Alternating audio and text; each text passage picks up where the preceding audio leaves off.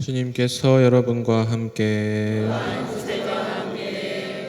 마테오가 전한 거룩한 복음입니다.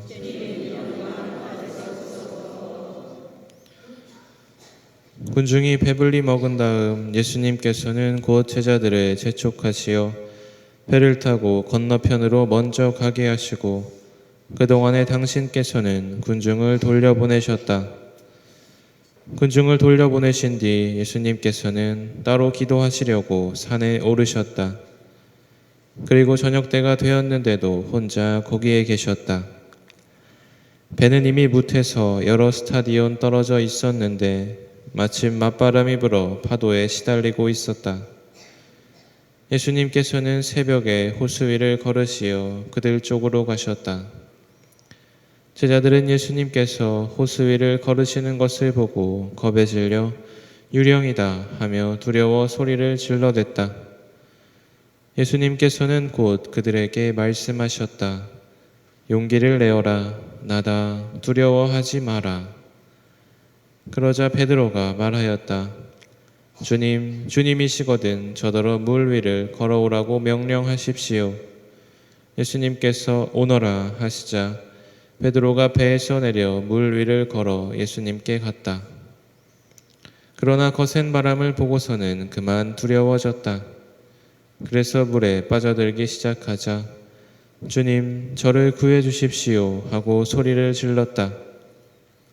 예수님께서 곧 손을 내밀어 그를 붙잡으시고 이 믿음이 약한 자야 왜 의심하였느냐 하고 말씀하셨다. 그러고 나서 그들이 배에 오르자 바람이 그쳤다.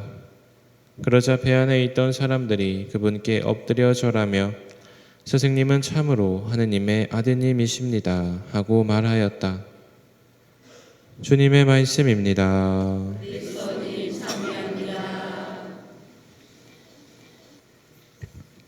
참미 예수님.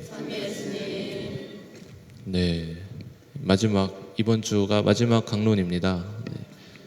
네, 그래서 그냥 그러니까 좀 괜히 좀 그러네요. 네, 아무튼 잘 들어주셨으면 좋겠습니다. 네, 오늘은 연중 제 19주일입니다. 네, 19주일을 맞아서 예수님께서 우리에게 들려주시는 이야기는 지난주에는 5,000명을 먹이신 기적을 우리에게 보여주셨습니다. 그래서 오병이어의 기적을 행하신 예수님께서 오늘은 또 한 번의 기적을 행하십니다. 바로 물 위를 걸으시는 기적을 우리에게 보여주십니다.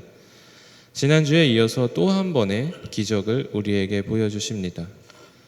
인간은 저희는 살아가다 보면은 이 기적을 바랄 때가 많이 있습니다. 그리고 그 기적을 원하면서 살아가기도 합니다. 무언가 특별한 힘에 의해서 현재의 문제가 해결되고 새로운 세상이 오길 바라기도 합니다.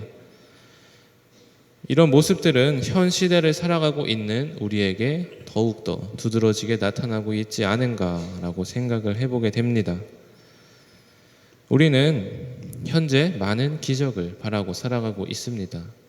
왜 우리가 이런 기적을 원하고 살아가는지는 제가 굳이 말씀드리지 않아도 우리 신자분들께서 그리고 현 시대를 살아가는 많은 사람들이 각자 개인적인 기적을 바랄 때도 있고 어떤 사회적인 기적을 바랄 때도 있으니까 그런 것들은 개개인에 따라서 다를 것이라고 생각이 됩니다. 현재 우리의 모습을 바라보면 오늘 복음에서 나오는 제자들이 타고 있는 배와 굉장히 흡사한 모습을 보여주고 있습니다. 언제 침몰할지 모르는 두려움 속에서 구원의 손길을 애타게 그리는 제자들의 모습, 그 모습이 아마 현재의 우리나라뿐만이 아니라 여러 세계 나라들의 모습일 것이라고 생각이 됩니다.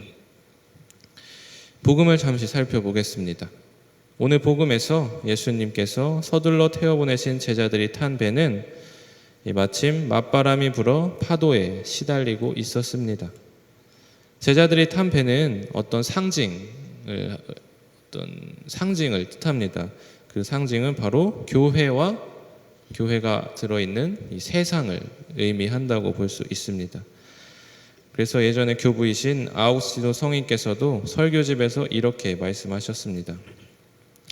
맞바람이 불어오자 제자들이 탄 배, 즉 교회, 그리고 세상은 유혹의 한가운데에서 마구 뒤흔들립니다. 많은 경우에 이 교회와 세상은 이 배, 저희가 타고 다니는 배의 비유가 되었습니다. 그래서 노아의 방주 같은 어떤 그런 사건도 일어났었습니다.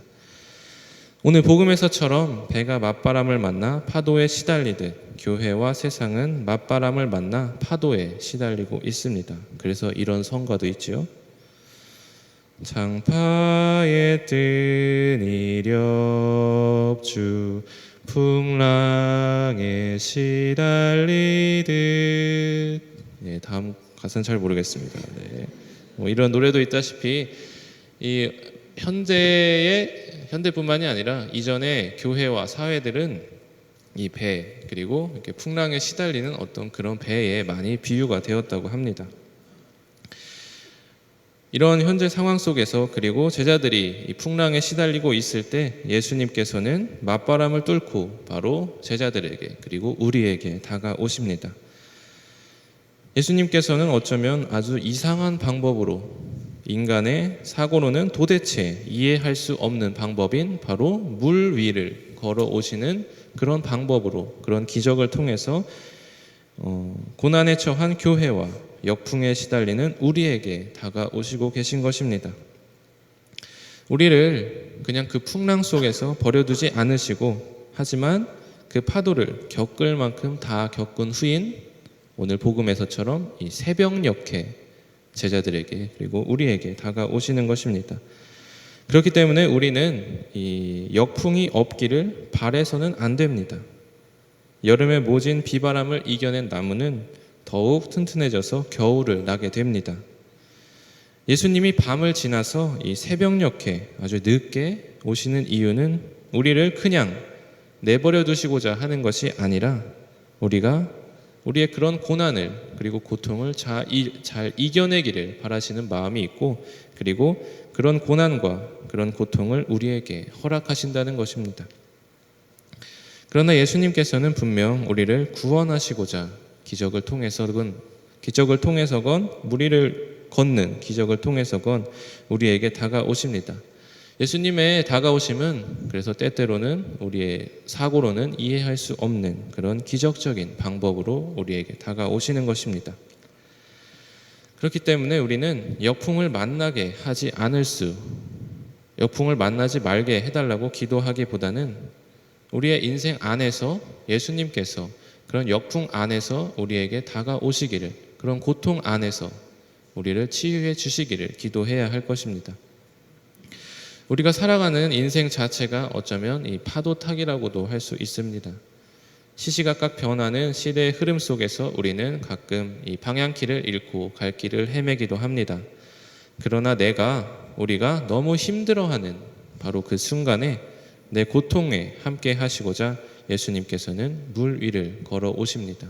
즉 고통 안에서 우리에게 다가오시며 우리와 함께 하시고자 하십니다. 그런데 과연 주님께서는 나를 구원하시고자 팔을 펼치신다는 믿음을 우리가 가지고 있는지 또한 생각을 해보아야 할 것입니다. 우리에게 믿음이 없다면 예수님의 구원, 그리고 예수님의 기적은 우리에게 아무런 의미가 될 수 없을 것입니다. 예수님께서 아무리 5,000명을 먹이시고, 예수님께서 아무리 무리를 걸으시고 풍랑을 잠잠하게 잠재우신다고 하여도 우리에게 믿음이, 그리고 신앙이 없다면 그런 일들은 모두 우리에게 아무런 의미가 없을 것입니다. 그래서 예수님께서는 오늘 물에 빠져드는 베드로를 향해 이렇게 꾸짖고 계십니다. 이 믿음이 약한 자야, 왜 의심하였느냐? 그렇기 때문에 우리는 의심보다는 믿음으로, 우리는 주로 이 고통 안에 있을 때, 그리고 어려움 안에 있을 때 예수님을 의심하곤 합니다. 그런데 그럴 때일수록 우리는 의심과 어떤 두려움에 빠지기보다는 예수님께 매달릴 수 있는 용기와 은총을 청해야 할 것입니다. 어차피 우리는 이 인생이라는 파도를 겪어내야만 합니다. 인생은 파도타기이기 때문이라고 아까 말씀드렸습니다. 그렇기 때문에 우리는 어차피 맞닥뜨려야 할 파도라면 이 파도를 즐길 수 있어야 하겠습니다.